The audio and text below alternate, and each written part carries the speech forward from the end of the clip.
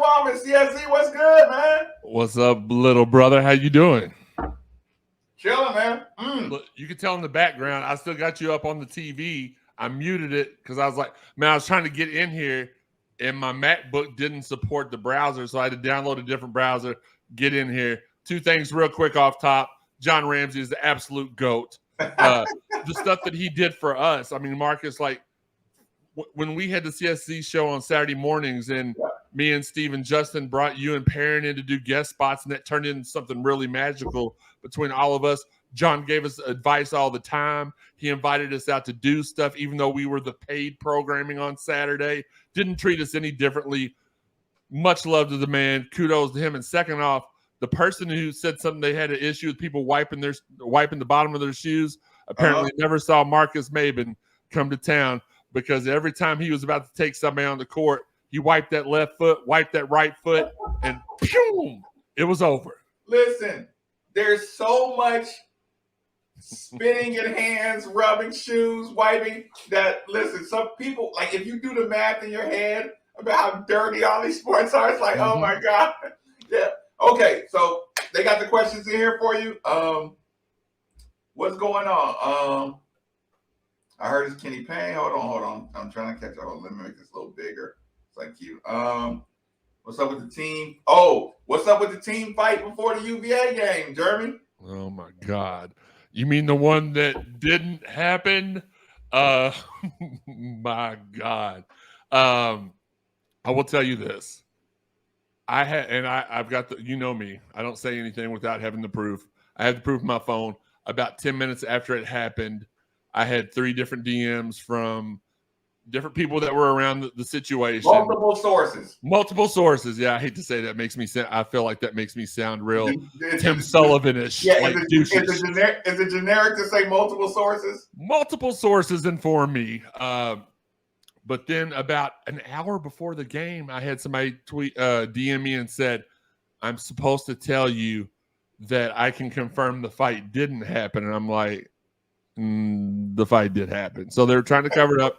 Then they got mad that the information got out. Look, here's one thing I will say. So they knew you were going to get the information. They knew it. Here's the one thing I will say.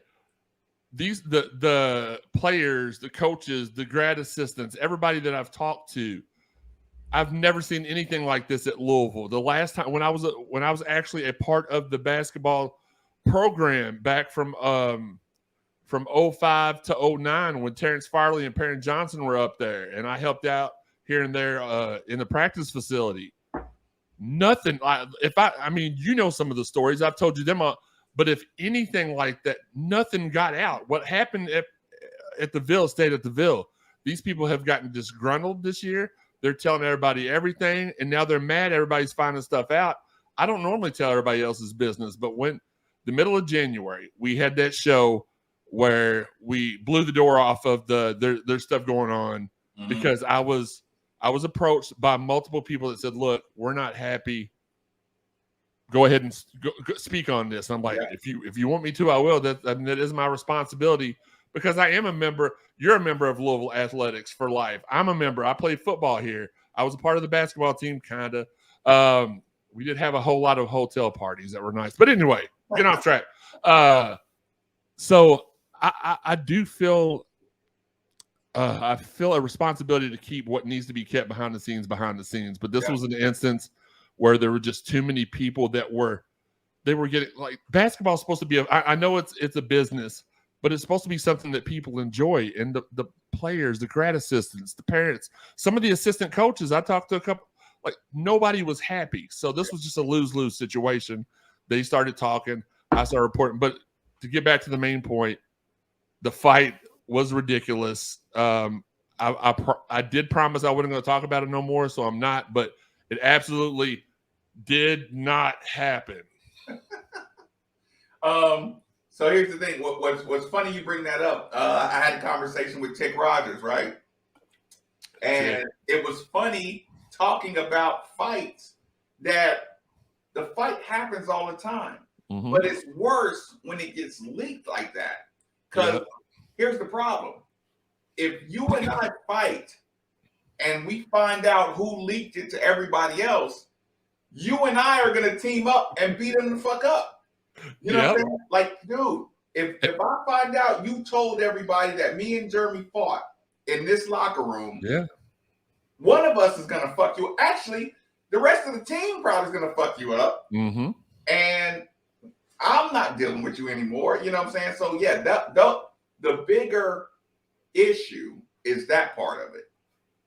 There's just no loyalty anymore, and especially with. And I was talking to Steve about this the other day. Like, he was saying he hopes that stuff like this stops, because there stuff like this never got. There was a couple times when I was at Louisville the first time when I played football and because we lived in Miller Hall and Stevenson and Davidson are right around there in United Towers, like, we heard some stuff, but it was never, and there was no social media back then. Obviously, we're dinosaurs as far as that's concerned. It didn't get out much, but there was one thing that happened. I remember that very distinctively. There were so many fights during the Farley, Larry O'Bannon, Francisco, like, those guys, probably the greatest group of guys, that 04-05 Final Four team. Yep. Amazing people. Love those guys. And they fought. And they did. They absolutely. Ask Perrin. Like, his first Farley's first day on the team, him and Perrin had to knock some sense into some people because they weren't acting right. But it didn't get out. And right. I mean, they've told that story before, so it's not like I'm snitching on them now, but it's just like, it's crazy. This type of stuff should not be happening, and I'm looking forward. Man, they cannot, dude. They cannot mess this hire up. They just can't. What is your real, and I do mean real, confidence level that this will be a successful hire? Okay, so the people I talk to. Steve knows the people I talk to. I will say this. I have been, because I had been told directly by either Kenny or members of his camp that this was a done deal a long time ago. I have been at 100% confidence. I've talked to a couple of the rumored assistant coaches that are my acquaintances or friends. So before we recorded the podcast tonight, for the first time since all this happened 6 weeks ago, my confidence level dropped a little bit, only because of everybody. I let Twitter affect me sometimes, and so I've not gotten any information that should sway me negatively. But I did officially say on our show tonight that my confidence level is down to 85%. And then 5 minutes after the show ended, I texted one of the assistant coaches. I said, "Man, my confidence level is waning. I'm starting to get a little upset." He sent me back he sent me some emoji. I'm not very big on emojis, but he's like, "Don't worry about it. Stay strong. It's right around the corner. Let's go." So confidence level shot right back up. So, but here's the thing. I don't doubt Kenny. I don't doubt the coaches I talk to. But you acknowledge that even they could be getting worked as well. Absolutely. Okay. I don't trust the university at this point. I know this ain't popular to say. I don't trust the people that are making the decisions at UofL not to fumble the ball on the 1 yard line. When we're done, make sure you post either the link to your podcast or Absolutely. all your information where everybody can reach out to you, or where you can check out, what you're putting out. Sure. No. Okay, so listen, I cut you off. The last point you were making, 1 yard line.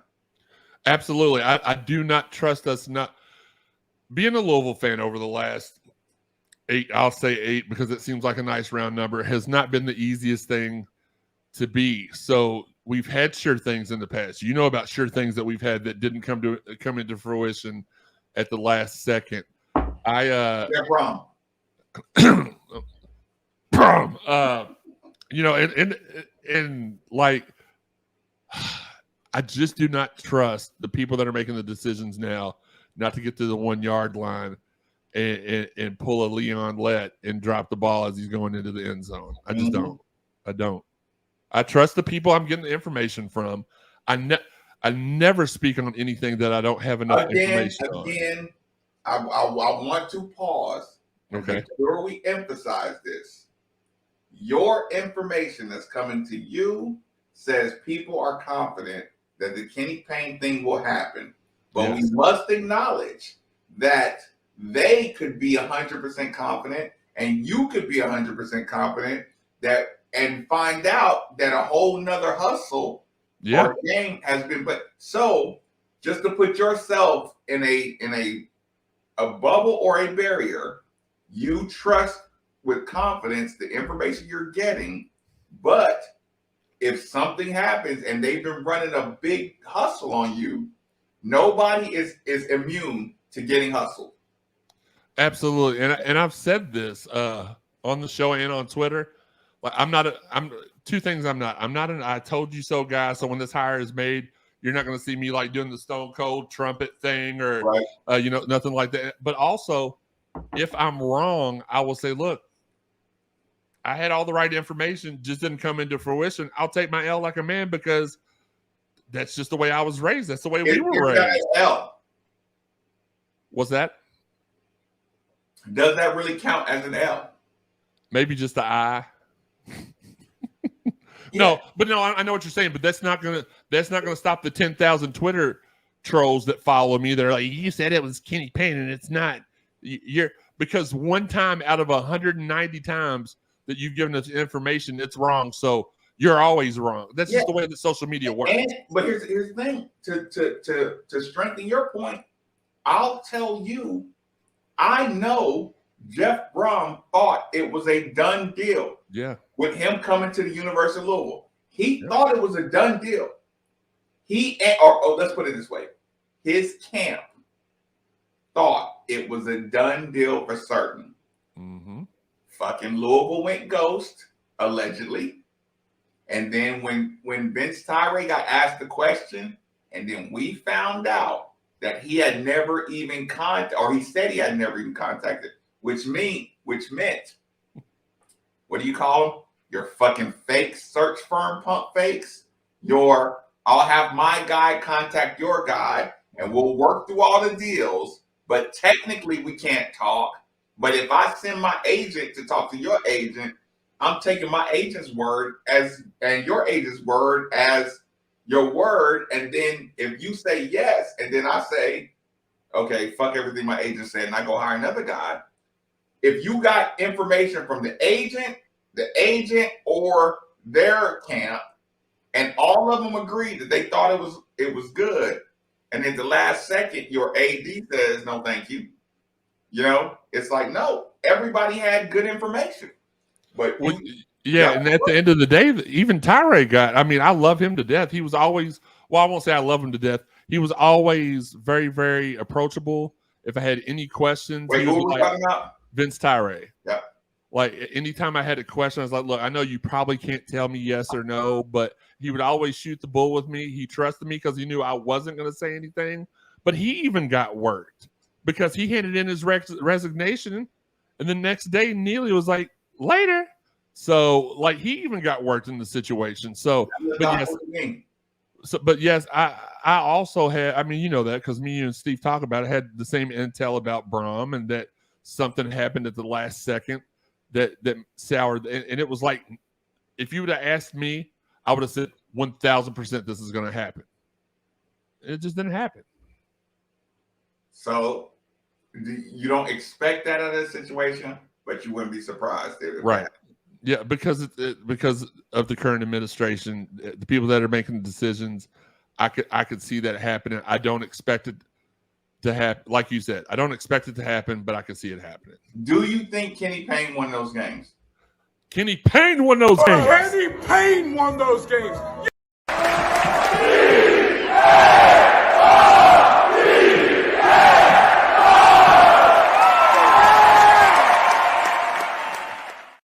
Okay, take advantage right now. CSZ, all the sites, the social media sites, the follows, all that. Absolutely, absolutely. First off, I want to say I think I did a pretty good impersonation of Eric Wood right there. I think that was spot on. I think it was money. I think Eric would agree. I think so. You can find me on social media at Jeremy_CSZ on Twitter and Instagram, on Facebook. Cardinal Sports Zone is the name of the site. 3 separate words. On Twitter and Instagram, the site is at Card Sport Zone, and YouTube, it's at Cardinal Sports Zone. Plenty of ways to find us.